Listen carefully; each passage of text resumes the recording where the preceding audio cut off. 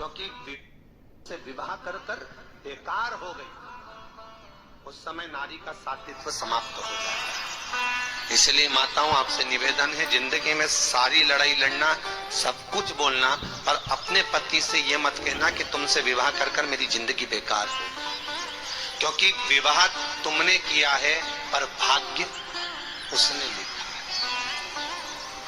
भाग्य लिखने वाला वो है।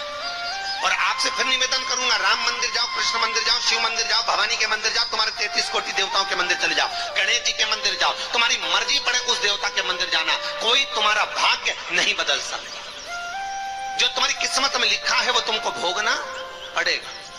तो बदलेगा कौन? तो उसका भी प्रमाण हमारे यहाँ शिव महापुराण कहती है। एक पारो नाम की विधवा स्त्री थी।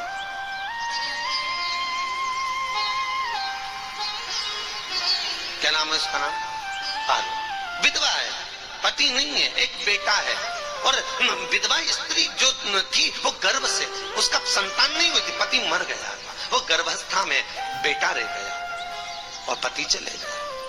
पारो बड़ी दुखी थी, भगवान का भजन करती, बहुत, घर में कुछ भी नहीं था, जो व्यापारी जो धन था उसके पति का वो सब लोग खा गए। जब जैसे व्यक्ति जब तक जीवित है तब तक संसार उसका है, जैसे ही वो गया उसका सारा धन भी उसके साथ चला गया। व्यापार धन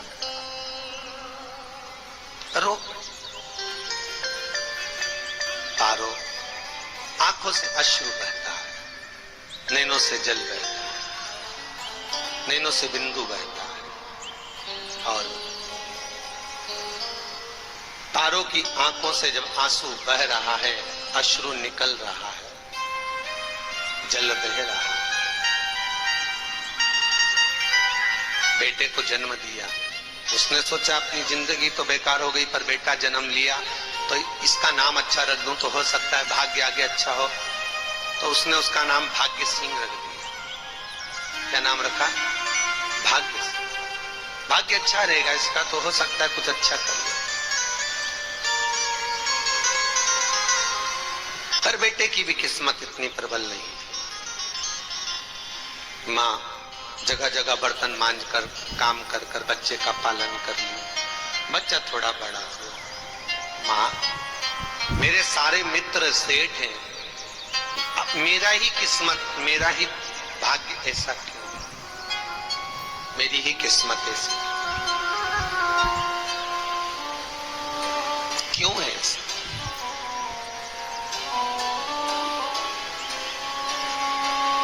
माँ मेरी किस्मत में इतना दुख क्यों लिखा? माँ भोजन तक हमको समय पर नहीं मिलता, हमारा भाग्य ऐसा क्यों है? माँ हमारी किस्मत ऐसी क्यों है? माँ कहती है बेटा जो ललाट पर लिखा उसे कौन टाल सका। माँ बच्चों को समझाती है, माँ बच्चों को कहती है, धीरे धीरे समय निकलता है। माँ एक बार बता माँ, तू कहती है कि सब भगवान ने लिखा है भाग्य में, तो भगवान का मिलेगा मुझे बता दे। माँ बोलती है ऐसी कोई जगह नहीं जहाँ भगवान नहीं। वन में मिलेगा? हाँ मिलेगा। माँ का कहना मानकर भाग्य सिंह वन में चले गया और घने जंगल में जब गया भाग्य सिंह, और घने जंगल में जब पहुंच गया, ढूंढते ढूंढते ढूंढते ढूंढते ढूंढते तो भी भगवान, तो भगवान की छाया तक नहीं मिली। भगवान की छाया तक, आंखों में जल भर गया, बेहोश होकर गिर गया। शाम का समय था, विष्णु और लक्ष्मी निकल कर जा रहे थे। लक्ष्मी और विष्णु जाते जाते उसको देखकर रूप बदल के उसके पास गए। बेटा आपका नाम क्या है? हमारा नाम भाग्य सिंह। कहाँ जा रहे हो? भगवान से मिलना है हमको।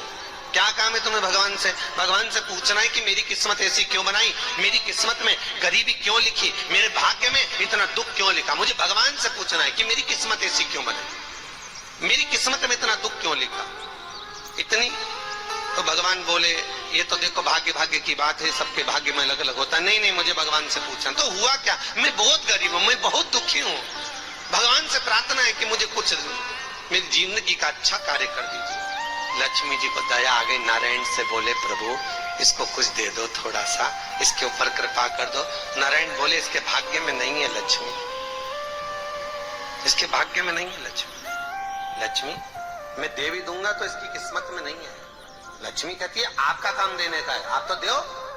भगवान ने कहा लक्ष्मी नहीं है भाग्य में, तुम तो दे दो। लक्ष्मी लक्ष्मी जी के कहने पर नारायण ने उसको एक हीरे का हार दे दिया, ले ये ले हीरे का हार।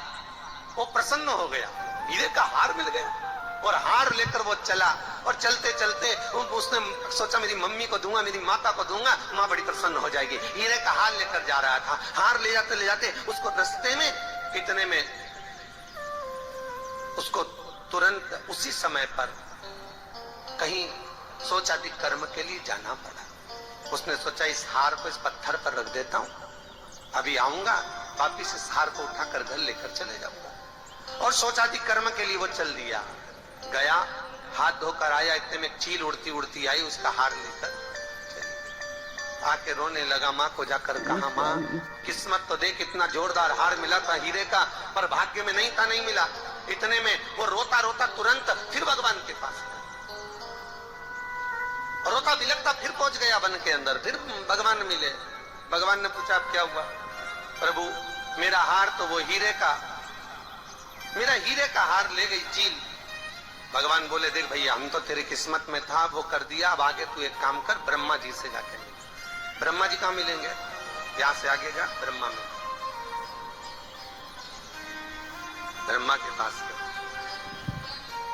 ब्रह्मा जी ने कहा क्या हुआ? ब्रह्मा जी मेरे भाग्य में गरीबी लिखी है, कुछ अच्छा कर दीजिए। ब्रह्मा जी कहते हैं तुम्हारा भाग्य में जो लिखा है वो तुम्हें भोगना पड़ेगा। नहीं नहीं, आप कृपा करो। लक्ष्मी जी ने नारायण से कहा इसको कुछ कृपा कर दो। तो भगवान ब्रह्मा जी ने कहा चलो इसका भाग्य बदलने के लिए एक हीरे की अंगूठी दे देता हूं। भगवान ने उसको हीरे की अंगूठी दे दी।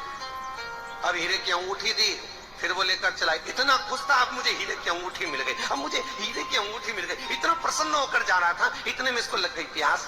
इसने सोचा पानी पी लूं। पानी पीने के लिए इसने मुंह को करा नीचे, जेब में रखी थी अंगूठी, वो पानी में लुढ़क गई। लुढ़कते से एक मछली निकल गई, अंगूठी भी हाथ से। देखिए कोई कितना भी साथ दे दे, पर भाग्य में अगर सुख लिखा होगा तो वो अपने आप नहीं। फिर आया, फिर मां से कहा मां ऐसा। मां ने कहा चल जाने दे, तू रोज रोज बहाना बना के चले जाता है, दिन भर इधर उधर घूमता रहता है, शाम को आता है और बहाने बना के कहां की स्टोरी सुनाता रहता है, न जाने कहां की कहानियां सुनाता रहता है। चल काम पे जा, कुछ काम कर तो भाग्य बदलेगा। नहीं नहीं मां, मैं सत्य बोल रहा हूं, नहीं माना। फिर चले गया। नारायण ने कहा एक काम करो, अब तुम शंकर जी के पास जाओ, शिव जी के पास जाओ। भोलेनाथ जी ने उसको हीरे की पोटली दे दी। वो हीरे की पोटली ले जाकर अब की बार सोचा कहीं रुकूंगा ही नहीं, सीधे घर गया। मम्मी को याद कर, माँ नहीं थी। उसने एक लोटे के अंदर हीरे रख दिए। मैं माता को ढूंढ के आता हूँ। माँ को ढूंढने गए, इसमें चोर घुस गए घर के अंदर, लोटा ही ले गए। फिर आके देखा, फिर माँ ने कहा, फिर बहाने बनाया तूने, फिर स्टोरी सुने, फिर कहानी सुने। माँ मैं सत्य कह रहा हूं, सत्य कह रहा हूं। आखिरी में हार गया। फिर भगवान विष्णु और ब्रह्मा ने एक ही बात कही, तू शंकर के मंदिर की चौखट पर जा, वहां क्या करना पड़ेगा मुझे? कुछ मत करना, केवल उसकी चौखट पर जाकर उसका दीदार करना, उसका दर्शन करना। उससे क्या होगा? भगवान विष्णु और ब्रह्मा कहते हैं 33 कोटि देवताओं के पास जाएगा तो कुछ नहीं होने वाला, पर शंकर के दरवाजे पर भाग्य देवी रोज प्रतिदिन झाड़ू लगाती है। कौन झाड़ू लगाती है? भाग्य देवी। आपसे निवेदन है, बहुत सुंदर कथा, इससे समझना कि विष्णु ब्रह्मा राम कृष्ण आदि 33 कोटि देवताओं के पास तुम चले जाओ, कोई तुम्हारा भाग्य नहीं बदल सकता।